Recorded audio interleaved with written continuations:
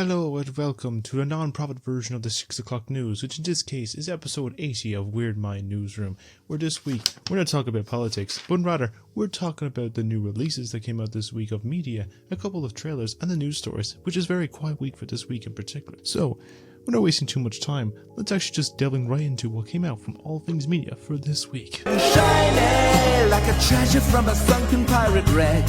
On to our main headlines, where our first the new releases for this week. Is time for us once again to head off onto the high seas to see how far we will go for some adventure, mystery and discovery as the ocean calls out to everyone's favourite Polynesian princess and the magical demigod, as we have the release of the surprise sequel of Moana 2. The plot this time around will be set 3 years after the events of the original movie, where Moana will set off on a new journey across the oceania with a message from the ancient ancestors and with a ragtag crew to find Maui and reach a lost island known as Motufitu, sunken by the storm god of Nalo, in order to find other civilizations connected by the ocean and build more connections in the process. Now, compared to the beloved original movie, the film has been hit with a bit more of a weaker but still somewhat decent reception, with praise to the performances and the animation for the most part, though many see it as the project hit with the sequelitis bug, and that is, it feels disjointed in a lot of places, which is expected given this started off as a Disney Plus original series. Following on from this case instance, that it was morphed into a film that was first announced back in February of this year, so it was a case instance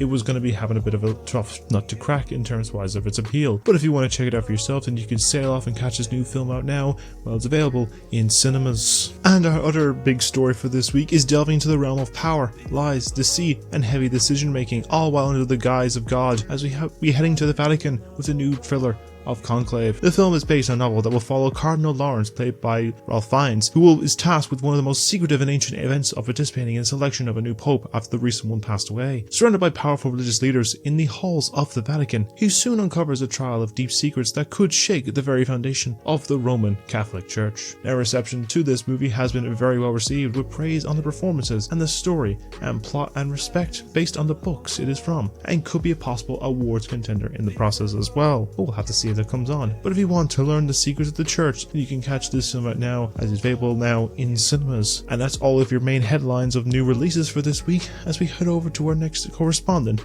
for the likes of trailers. I've come to make an announcement. I'm here to make an announcement, and this announcement is that it's time to get hype, as it's about to get epic up in here, as we are weeks away from one of the most anticipated releases of the year to a lot of people, as it's all about speed against unlimited power of chaos, as the Blue Blur himself is up against a powerful adversary, as we've received the newest trailer for the upcoming adaptation of Sonic the Hedgehog 3. The film will follow Sonic, Tails and Knuckles reunite to take on Shadow, in this voiced by Keanu Reeves, a mysterious new hedgehog enemy with powers unlike anything they've ever seen before. Now, with their abilities outmatched in every way, they will have to seek an unlikely alliance to stop Shadow and save the planet from total destruction.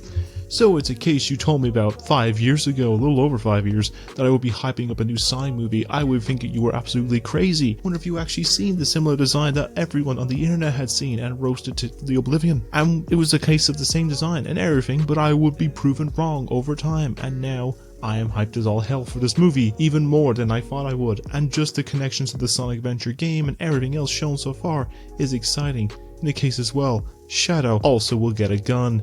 It's really connected to Shadow the Hedgehog 2005, and we all wanted that. And I'm looking forward to checking this out when the film releases in the cinemas in just under a month's time, on December 20th or 21st. Our next trailer news story for this week is taking us back into the system of green jumpsuits, some numbers, cash prizes, childhood games, the spoken language of Korea, and a lot of violent outcomes. A lot of outcomes from it all, as if after a 3-year wait, the games will begin once again, and a method to take it down from the inside, as we have received a new trailer for the upcoming second season to Squid Game. The plot this time around for this season will follow on from the first season, and we'll see Guy Hun on a desperate mission to expose the deadly truth of the competition after the effects had left him with hardened demeanor and the scars of the past games he endured. Yet his warning will go unheeded at first, but soon tensions will soon start to rise as fellow players soon question his intentions, may turn out could be true. So it's a case I wonder how much of this series will have these similar games in mind being played in this new series as it was in the first one. As seen from the trailer that a few of the games will be similar with the likes of the red light green light and the tall scary looking doll and the one of the cookie cutter game. And I wonder how much of the deep conspiracy of the game will play out. Now I will probably most likely be giving a rewatch to this series before the new season drops to see how much of the games will be in similar in focus. But so far from this trailer, it does look like a lot more exciting, as we're not overly marketing this season compared to season 1 as of late. But I guess we'll see how it all comes together, as we have the new season releasing in just under a month's time on December 26th, or St. Stephen's Day. And our final news headline for this week is a game trailer, one that's a first for a fair bit of time on this series. But it's well worth a choice, because this game in particular, I have been wondering when we were going to see this make a return, and finally we have got a new look, as it's been time to put on the top hat, big trusty coat, and pour ourselves a hot cup and do some puzzle deduction, as the great puzzle detective is finally making a return, with a little title that has not been seen this duo in well over a decade, as we received a trailer for Professor Layton and the New World of Steam. Set 1 year after the third game of The Lost Future, Layton's ward of Luke Triton has moved to the city of Steam Basant, a city in the US that is full of steam engine technology, and will soon find himself faced with a new mystery controlled by the power of the ghostly gunman of King Joe, and will send a letter to Layton to help in the mystery and solve the case before everything goes up in smoke. So it's a case that I actually do really love the Professor Layton series, and it's a series I do want to play on this channel in particular when it's not the news section. In particular, I need to figure out how to record gameplay on a handheld device that's not going to make it look like a mess. But it's a case since I do look forward to it, and what I've seen so far, I'm looking forward to see a return to this series, and it's only a bit of content we've gotten so far for this game in over a year. I'm sure we'll have to solve the new mystery when the game releases for the Switch or the Switch successor sometime in 2025. And that's all of our trailer headlines for this week. It's over to your guy now for our news section in particular. Peace and love, peace and love. Thank you, trailer guy me, that looks similar to me in particular. But alrighty then. Let's head into the talking on the very little stories for this week, as we have just once again talk about one of the things that usually gets a bit of news, and that's like the casting news in particular for this week, as with 2 stories, which are some updates to 2 projects of course, and I'll be giving them a quick rundown of those announcements in particular. It's time!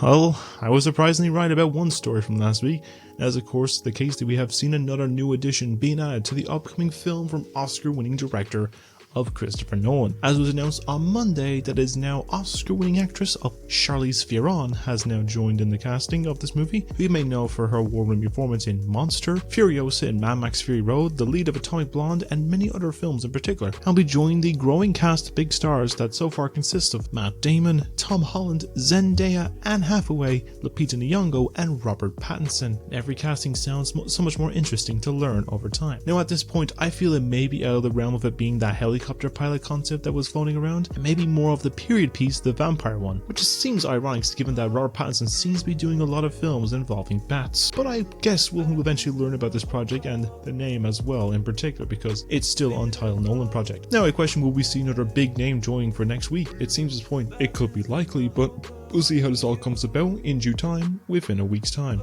So stay tuned, listeners, and I'll update the next Newsweek episode. And as for our second of the casting news for this week, is a topic I brought up a little bit ago on this series, and that is of course with the planned 4 film biopics that are based on the members of the popular band of The Beatles, that is being made by Skyfall 1917 director of Sam Mendes, where his method is making a film for each member of the band, which will consist of George Harrison, Paul McCartney, John Lennon, and the focus for this casting news story, which is of Ringo Starr, and actually may have come from the man himself, of who may be playing a version of him. Now according to Starr in particular, it looks like he's mentioned the actor playing him is of course Irish actor of Barry Keoghan in a recent interview this week, which may have possibly confirmed that casting of the 4 members, casting of the 4 members that's currently right now. This does line up with the rumored one for the longest time for one of them, and it seems like it may be the other choices from those roles that were also rumored for this movie might be coming true, which consists of Irish actor Paul Mescal as Paul McCartney, Charlie Rowe or Joseph Quinn as George Harrison, and Harris Dickinson as John Lennon. I feel that the case is that if he's looking to release the 4 films in 2027 at the moment in terms of his release schedule, then I feel we'll hear the official casting probably real soon, and then see them from there as what the other outcome is for all these last 3 choices, and then see how it all comes together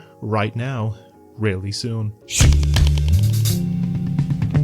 But what I want to know your own thoughts on these other two casting news pieces, and who else do you see being cast in the Nolan's film, and a guess for the concept and name of that project, and your thoughts on Barry Keoghan's casting of Ringo Starr, and who will play the rest of the band. Let us know down below in the comments, and we will discuss them sometime down the line, or in the comments in particular. As for the case, the only other story of interest that I found is with a little bit of gaming news, and it is coming to us from a well-respected studio that for just a small bit of time a couple years ago was seen as a betrayal after launch of their new IP. This is coming to us from Polish studio of Studio Project Red. Now of course, the company has had two series that have seen some eventual success, with the likes of their futuristic newest series of Cyberpunk 2077 and the focus of today's story of their flagship series of The Witcher. It's a case, as instance, as we know, the series has had a massive appeal and success over the years, where it spawned, it's been a little overlooked for a bit at the time, initially with the first game, and then took off with the second game, and the third becoming a massive success that spawned some planned remakes, a card game spin-off, and a mixed appealing TV series that the thing that everyone agreed upon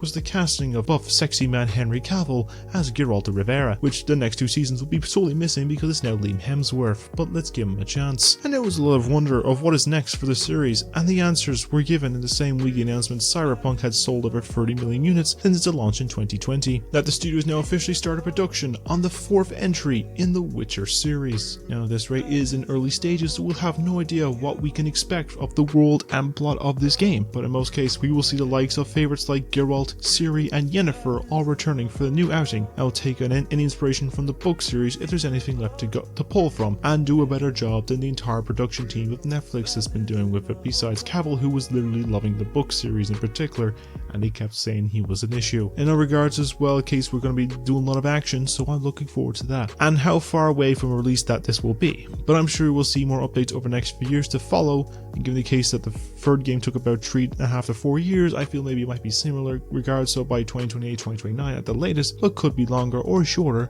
but I look forward to seeing how it all comes along in particular. Anyways, besides that, what are your thoughts on all the new Witcher game, and are you excited for a return for a fourth entry in particular? Let me know what you think of it all down below in the comments, and let's see from there. And that's all the news that we have on this week. Head back to our main guy to wrap up the story for this week with our news stories.